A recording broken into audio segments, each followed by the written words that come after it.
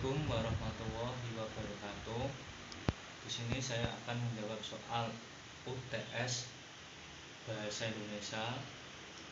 Jumlah soal 9. Dosen pengampu Bapak Irfai Faktur Rahman. Soal yang pertama, jelaskan berdasarkan temuan mahasiswa di lapangan faktor apa saja yang menyebabkan terjadinya kesalahan penulisan ejaan. Berikan contoh kesalahan ejaan yang sering muncul. Faktor yang menyebabkan terjadinya kesalahan penulisan ejaan: karena kurangnya penguasaan kaidah penulisan ejaan, kurangnya ketelitian dalam menulis, keterbatasan waktu dalam pembelajaran menulis. Contoh kesalahan ejaan yang sering muncul: telur. Yang benar adalah menggunakan huruf O. Jadi pengucapannya ejaan telur menggunakan huruf O. Kesalahan selanjutnya, fotokopi. Yang benar adalah fotokopi menggunakan huruf K bukan huruf C. Kesalahan berikutnya, service. Yang benar adalah service menggunakan huruf akhir S bukan huruf CE.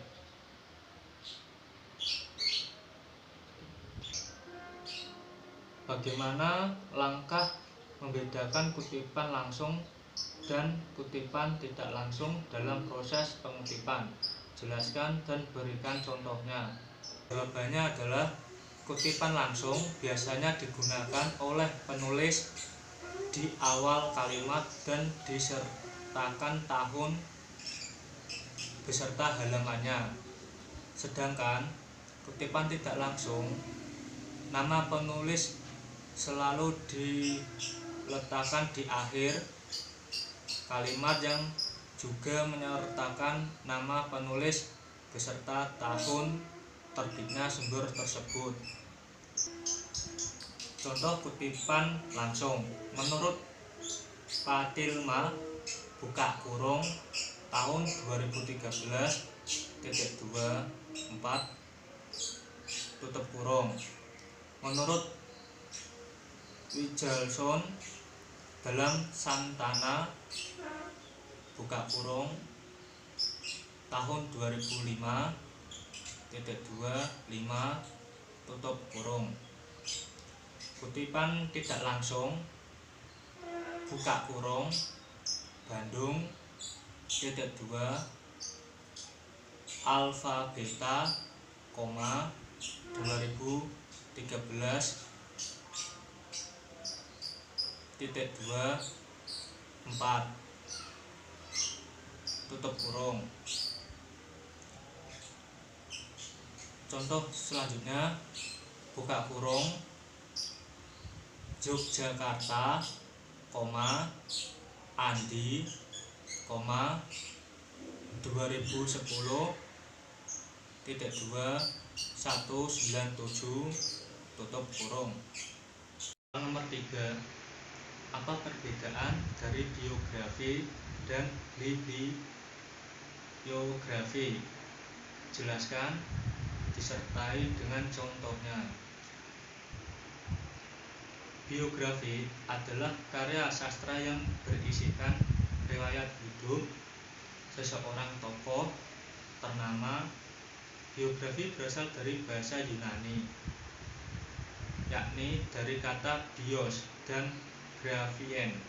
Kata bios berarti hidup dan grafien berarti menulis, sehingga biografi memuat riwayat hidup yang berisi prestasi istimewa dari seseorang. Bibliografi atau daftar kepustakaan adalah sebuah daftar yang berisi judul buku, artikel-artikel dan bahan-bahan penerbitan lainnya yang mempunyai pertalian dengan sebuah karangan atau bagian dari karangan yang sedang digarap. Contoh biografi. Biografi adalah sebuah teks data dari seseorang yang meliputi nama, pendidikan, tempat tanggal lahir, agama, dan lain-lain. Krafft, Grossi, 1980,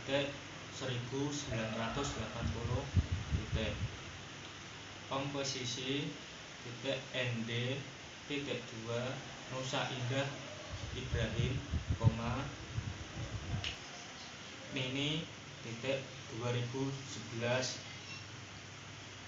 Bahasa Indonesia untuk Perguruan Tinggi, Jakarta, 2, UHAMKA Press. Soal nomor 4. Apa perbedaan makna antara kata pukul dan jam? Jika dilihat dari penggunaan untuk menunjukkan kata pergantian waktu, jelaskan disertai dengan contoh kalimatnya. Kata pukul jarang digunakan sehari-hari dan kebanyakan digunakan untuk hal yang lebih formal, di undangan maupun acara televisi. Sedangkan kata jam untuk menunjukkan waktu, misal pada jam 2 siang kita pulang dari sekolah, atau bisa juga jam menunjukkan masa atau jangka waktu yang sering juga kita sebut sebagai durasi. Contoh kalimat pukul. Pelajaran dimulai pukul 07.00 pagi tadi dan akan berakhir pada pukul 13.00 siang. Contoh kalimat jam. Jam berapa sekarang? Pelajaran berlangsung selama 2 jam. Bahasa berdasarkan hakikatnya merupakan sistem bunyi bermakna. Jelaskan pernyataan tersebut dan apa kaitannya antara sistem bunyi bermakna dengan penggunaan bahasa. Dan soal nomor 5. Sistem bunyi bermakna merupakan susunan kumpulan dari lambang-lambang bunyi seperti A, B, C, D, E, F, dan seterusnya. Dinyatakan sebagai sistem karena lambang-lambang bunyi harus disusun berdasarkan pola kebahasaan yang telah disepakati oleh masyarakat pemakai bahasa, sehingga lambang-lambang bunyi tersebut memiliki makna atau bermakna. Soal nomor 6. Mengapa sering terjadi kesalahan penulisan tanda koma? Jelaskan disertai 5 contoh kesalahan tersebut. Jawaban soal nomor 6. Karena pengaruh bahasa itu terhadap bahasa kedua, lingkungan tempat tinggal siswa. Kompetensi bahasa Indonesia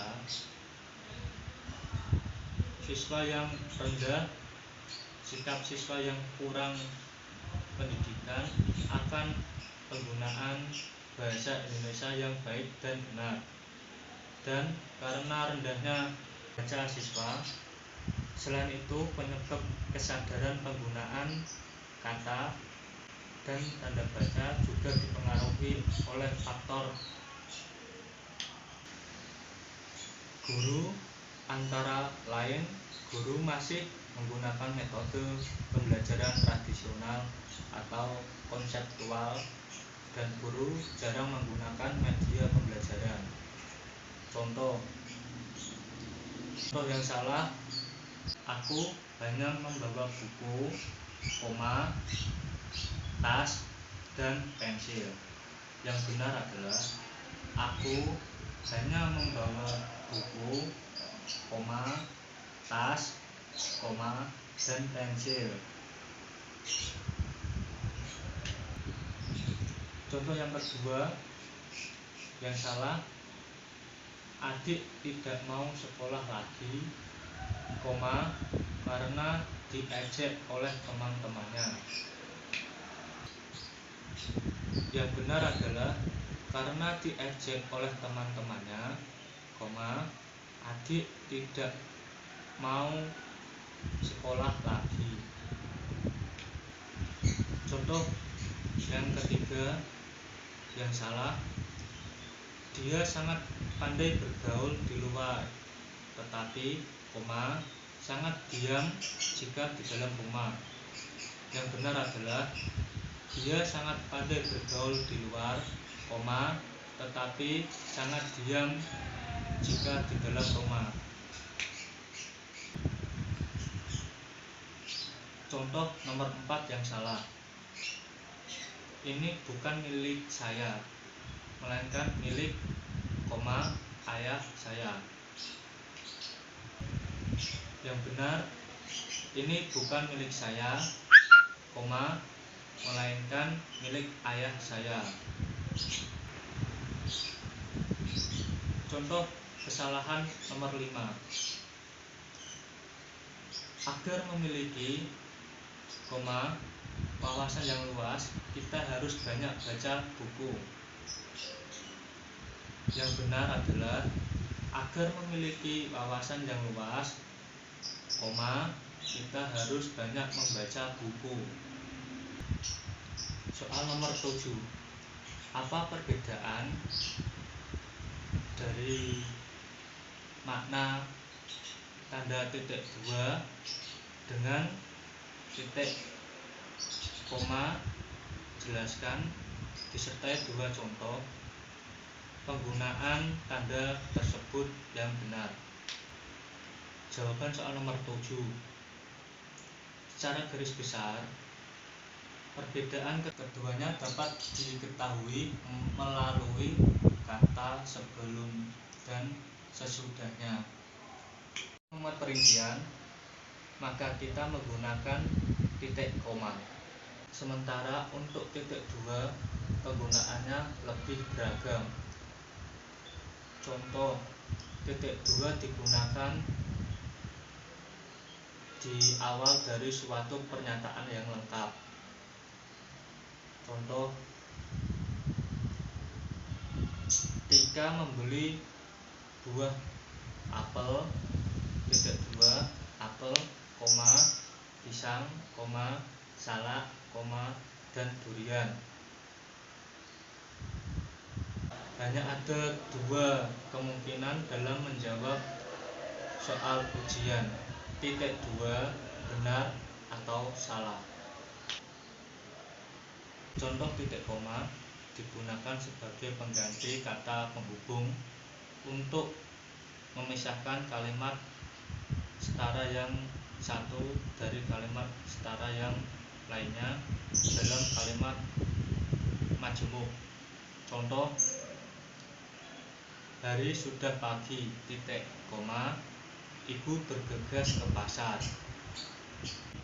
Contoh yang kedua, Doni membaca jurnal, titik koma, Farah mencatat rangkuman pelajaran, titik koma, Grace memilih data statistik. Soal nomor 8, jelaskan mengapa sering terjadi kesalahan penulisan huruf miring. Berikan contoh kesalahan tersebut disertai dengan pembenarannya. Jawaban soal nomor 8, karena kurangnya pemahaman tentang kaidah pemakaian huruf miring, atau dapat juga disebabkan kurangnya ketelitian penulis perlu diingat juga bahwa dalam tulisan tangan, huruf atau kata yang akan dicetak miring diberi satu garis di bawahnya. Contoh yang salah: majalah Pujangga baru mengeluarkan semangat kebangsaan. Yang benar adalah majalah Pujangga baru garis bawah mengeluarkan semangat kebangsaan. Contoh yang kedua yang salah: berikut ini muncul dalam surat kabar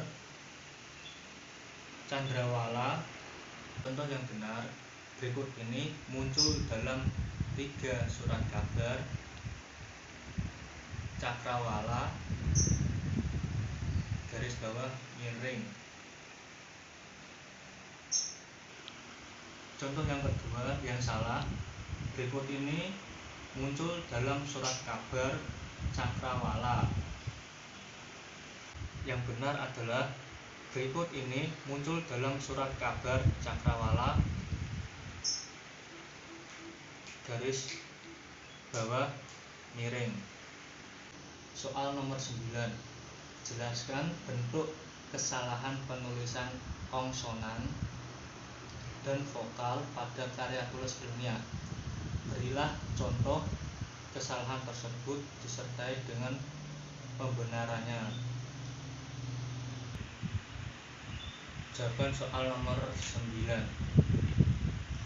Huruf vokal itu terdapat huruf A, I, U, E, O. Huruf kongsonan terdapat huruf B, C, G, H, D, F, G, K, L, M, N, P, Q, R, S, T, V, W, X, Y, Z. Contoh kalimat kongsonan yang salah: